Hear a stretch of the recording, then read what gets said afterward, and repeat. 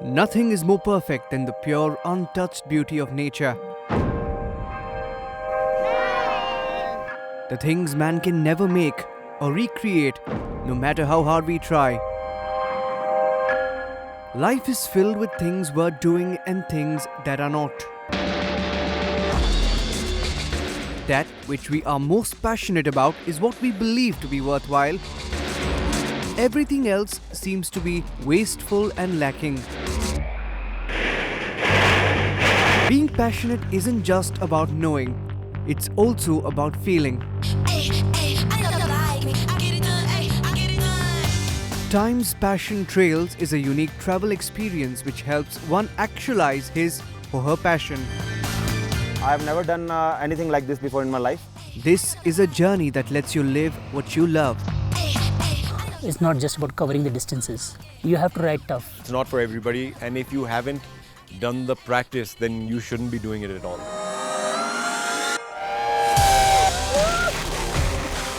An experience of 10 days of unparalleled adrenaline rush with Rajesh Kalra, leading the group through the bicycle ride that is often termed the biking equivalent of climbing the Everest. 500 kilometers through some of the highest passes in the world, extreme conditions. Is it doable? I mean, until you do it, you would not know what you're missing. In this episode, mountain biking enthusiasts face a challenge of the highest kind. Two of them, their oxygen level and the pulse rate were at dangerous levels. We're just not in a position to take any risk. I don't think it matters what age or what level of fitness you have. If it affects you, it affects you. Let's step onto the pedal of these participants who actually live this dream.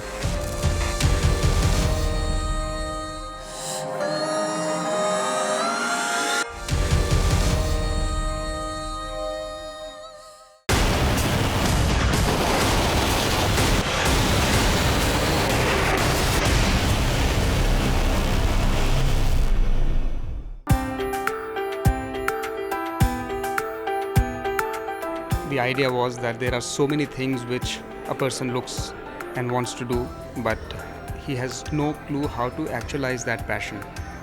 And when we were discussing the ideas of Time's Passion Trails, this was one of the things that came to our mind, that if we try and identify what is it that a person would want to do, cycling on the highest long distance road in the world would definitely be one of the things that a person would want to do.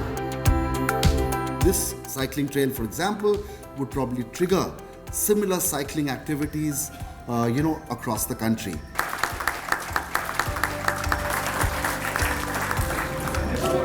So wishing you guys all the very best and a safe trip. Cheers, guys.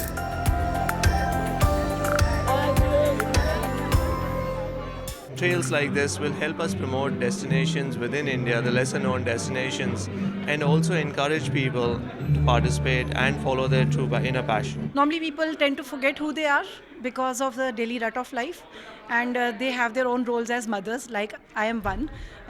So you tend to lose yourself. I think people should try to find time for themselves and really try to do things that they feel they should do, and not die thinking, kash ye kiya hota.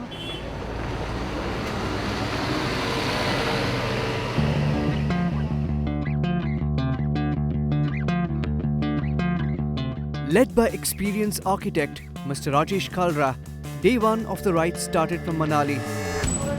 Thank you. Thank you. Bye. All the 18 riders have to cover a distance of 36 kilometers to reach Marhi, which will be their first destination.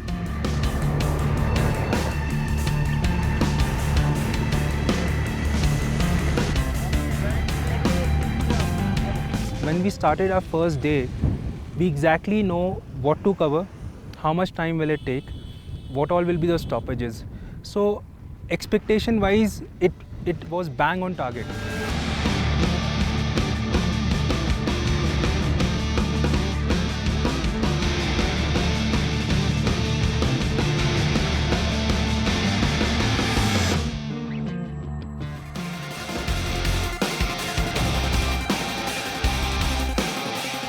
Once the riders reach Marhi, they decide to trek further up on foot to get better acclimatized. The rule of any height gain is you climb higher and sleep lower.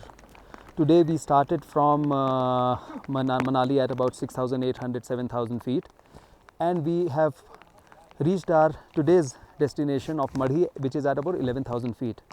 So it is a straight height gain of over 4,000 feet. It's a big height gain, and at this altitude the body is not ready for it just like that. I think what Yatra and Times of India are doing with Times Passion Trails is amazing. I think it's great that they've reached out to such a large amount of people with this initiative.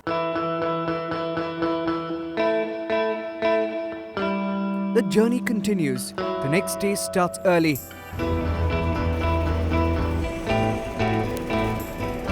They now have to ride 80 kilometers from Marhi to reach their next destination, Keylong. We are leaving early because one, the road is quite bad. It's very slushy, at least on the other side of Rohtang. So it's about 5:45 right now. We want to start early. We were waiting for some daylight. It's not advisable to ride in the dark.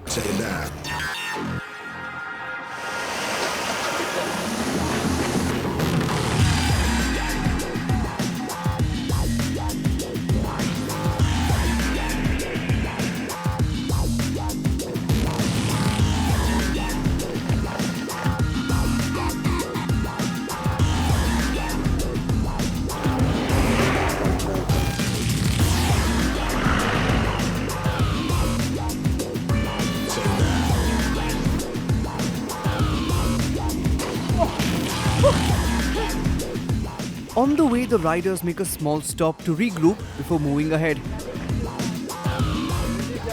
Today has been awesome. The morning was a little hard because even though the elevation was like yesterday, but I think because of the height gain, it seemed more tiring.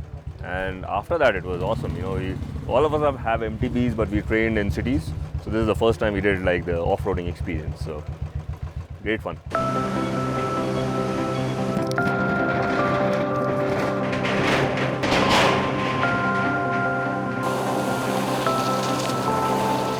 At every bend I see, yes, I have to cover that bend. At every switchback I see, yes, I have to cover that part. I have to reach my destination, that's all. And I say, God Almighty, please make me finish this stretch.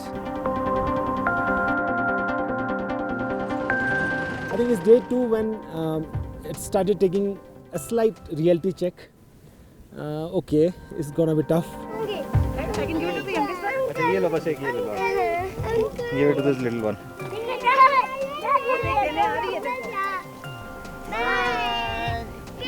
Bye-bye. If I have to plan a trip like this on my own, I can't. So there are a lot of passion seekers who got an opportunity through Yatra and through Times. I think it's a great opportunity for all the passion seekers to come and explore.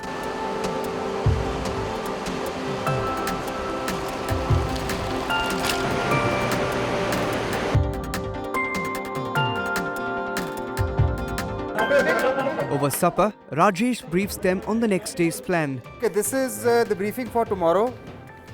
We will leave at 6 in the morning. From tomorrow, the trailer is over. From tomorrow, it will be the real ride which makes it the highest long distance road in the world. You will start experiencing it from tomorrow.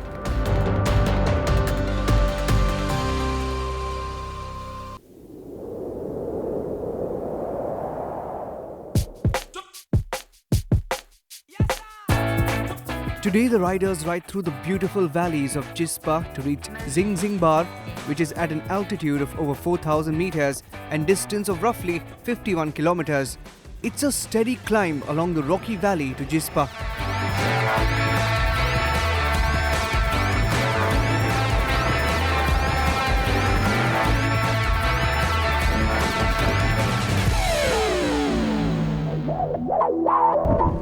If you rise to this height too fast, your body may not deal with it well, and some of the riders were showing some signs of it. When I try and overcome whatever is a hurdle, it tries to teach me that I'm geared up for whatever is lying before me. So I think I can overcome many things. I mean, it gives me confidence. That is what is most important for me.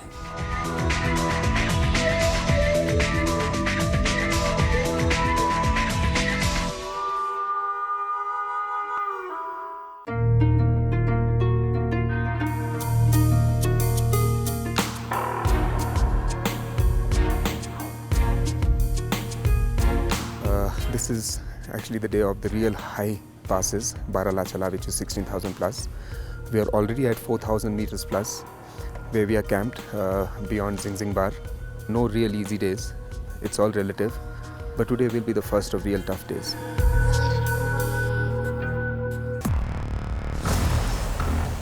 Today the cyclists will ride to conquer their second pass of the trail, Baralacha. It's a tough uphill ride followed by a sharp descent. Each pass gets progressively higher until the final descent to Leh. On the way up, some of the riders felt the effects of altitude. Owing to the low air pressure at high altitude, some of the riders experienced altitude sickness or acute mountain sickness. और बाकी ठीक है पीछे बाकी तो John को देखना पड़ेगा जॉन वापस भी पीछे जाऊंगा ठीक है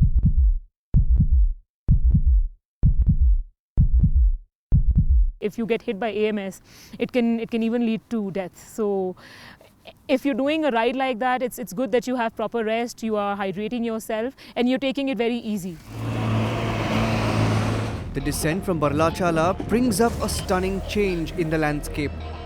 The dull grey slopes are replaced with spectacular ochre mountains, powdered with a little snow on top and laced at the edges with a dark reddish hue.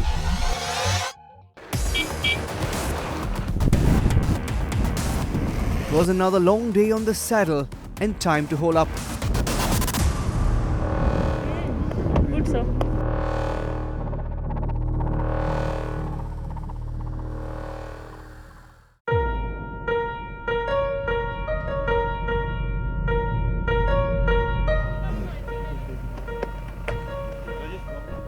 So what has happened is at least 2 people have been hit by altitude sickness quite badly. What we have decided is, to be safe, that we'll take them down to Leh. So I will accompany these 2 people to Leh, and I'll come back tomorrow or late this evening and be with the group again. They'll be in the hotel in Leh for about 2 days. On the 3rd day they will come back to Rumse, which is the last day of the ride, and all of us will then again ride back together. But as of now they are not able to take the altitude, and we're just not in a position to take any risks with their health because their oxygen level and the pulse rate were at dangerous levels. Altitude sickness started kicking in. I suspected it might be a problem, and once we got over 4,000 it really started sort of headache, nausea, things like that, and really weakness. Some people do, some people don't. I don't think it matters what age or what level of fitness you have. If it affects you, it affects you. Plan is, we are short of one support vehicle. We have to be together. Never lose sight of the rider behind.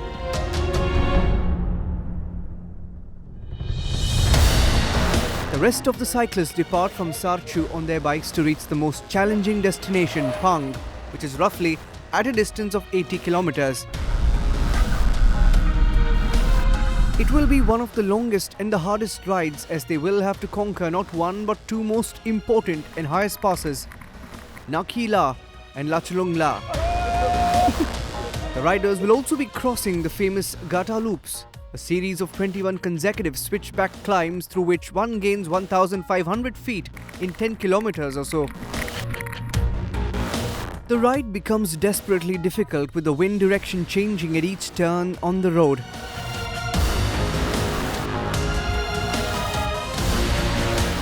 The bike and the body both take heavy pounding on the bumpy trail, but the windswept landscape more than make up for it. If you train hard, ordinary people can do extraordinary things.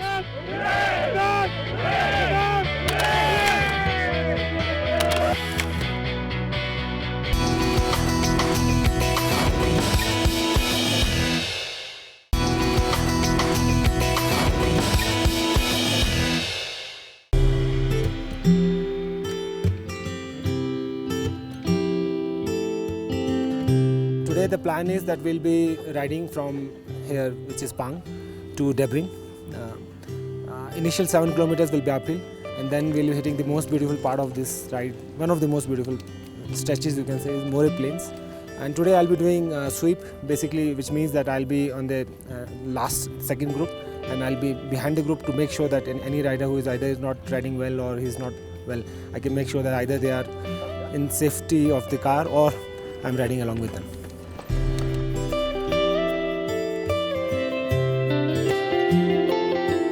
The Morhi Plains are a stretch of 40-odd kilometers which have an average elevation of 4,800 meters and is flanked by mountain ranges on both sides. When you're in a car, you're in a closed frame. Whatever you see, it's in a closed frame. You can't feel anything. When you're doing such trails on a cycle, you can feel everything. There is not a single point that you will miss. And that's what I love about biking, you don't miss anything. But it's really amazingly beautiful. And there's a sense of achievement once you've finished. Once you get into the groove, it's about keeping your pace and just, keep going.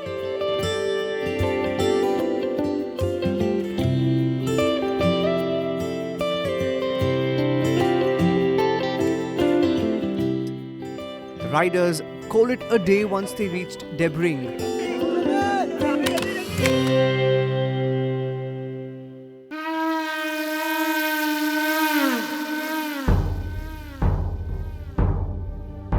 We climb Tanglangla, which is the second highest pass in the world.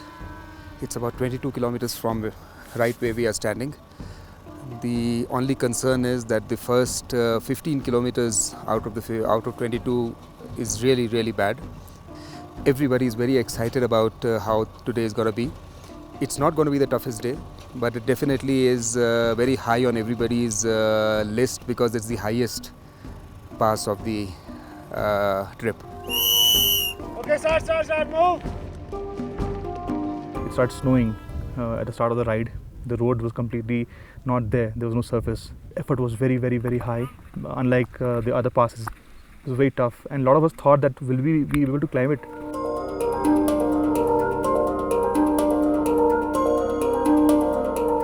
Very good.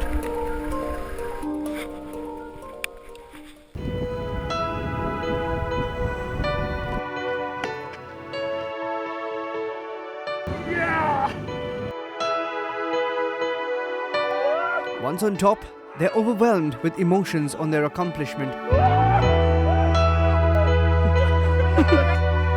Yes!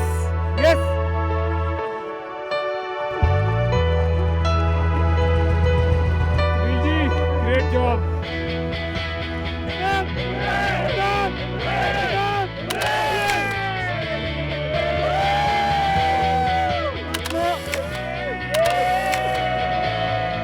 From Taglangla, it's all the way downhill to Rumtse, where they will camp for the day. Well, it is like they say, once in a lifetime experience. It is once in a lifetime because it was so hard. I'm not really sure if I would want to do it again. So experience has been really good and very, very tough.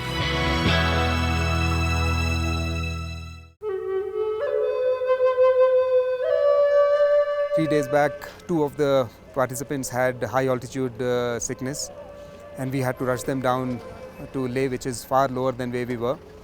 But look at the passion. This is what we call passion. These 2 guys were miserable 2 days back, 3 days back.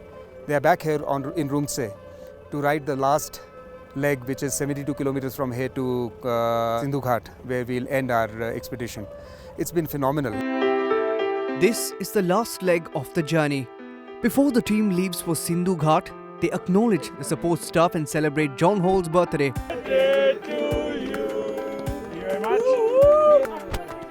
Yes, nature has taught me a lot of things. You cannot beat nature.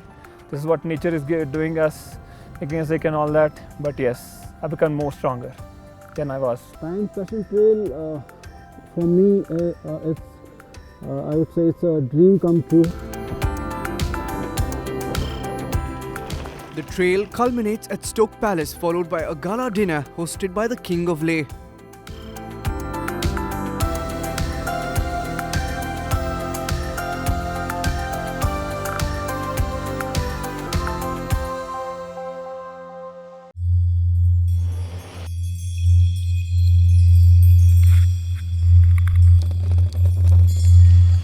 They rode hard over 5 mighty Himalayan passes of dizzying heights,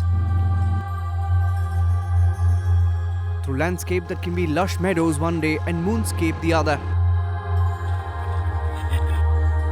through canyons and streams and clouds and snow, to accomplish what only a few of us experience, the journey of a lifetime.